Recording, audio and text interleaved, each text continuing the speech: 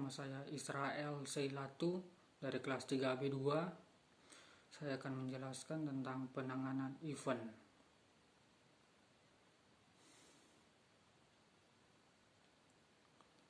Event planner. Penanganan event itu sangat mudah, bahkan dibilang ekstrim. Kalian bisa bikin event itu sendirian. Bagaimana caranya? Kalian hanya butuh memiliki mindset dari event planning penanggung jawab tunggal dalam penyelenggaraan event. B. Tugas event planner: merancang, perencanaan, menghitung, mengkalkulasi, mengontrol semua kebutuhan dalam sebuah project.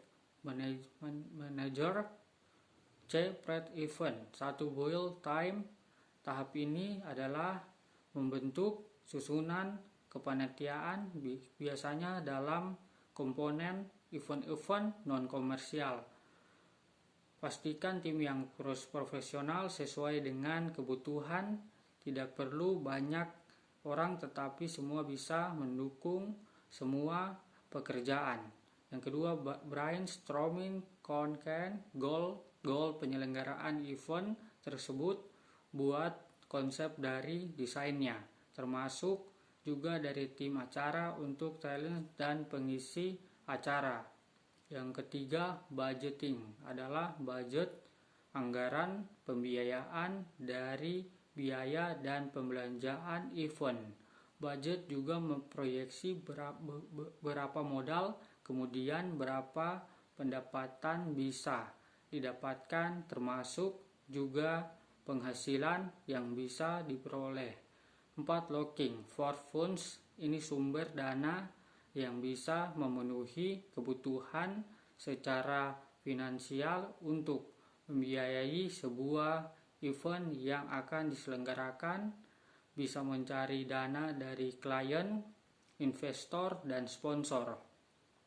D. Event 1. Loading time. Ini adalah tugas yang sangat berat bagi tim karena semua harus bisa berfungsi seperti sistem multimedia dan barang-barang terjaga dengan aman. Yang kedua, raser hal dan gladi bersih. Berapa jam sebelum event dimulai? Ini menjadi bagian penting. Ini kebutuhan untuk job manajemen akan melakukan semua tuntutan event yang akan dilaksanakan. Yang ketiga, show time. Waktu ini menyelenggarakan event akan dimulai audio standby, sound system standby, dan multimedia standby. E. Post event.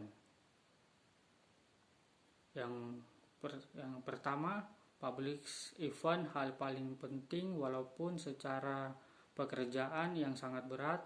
Seandainya ada event yang harus dikerjakan di nextnya, pada dasarnya bukan untuk event baru saja kita kerjakan, tetapi untuk dipakai publik supaya orang tahu, supaya orang percaya, dan supaya kita dapat event lagi.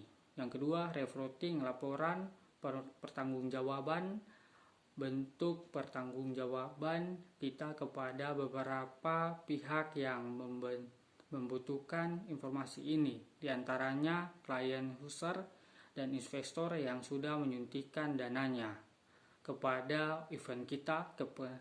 Kenapa ini penting? Karena investor bisa melihat kita bisa dipercayai sehingga next event kita disuntikan dananya lagi.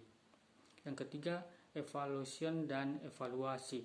Ini juga punya kepentingan dari sisi organizer atau manajemen. Kita harus bisa mengetahui mana yang sudah kita kerjakan, kesalahan apa yang terjadi, dan apa yang harus diperbaiki di next event.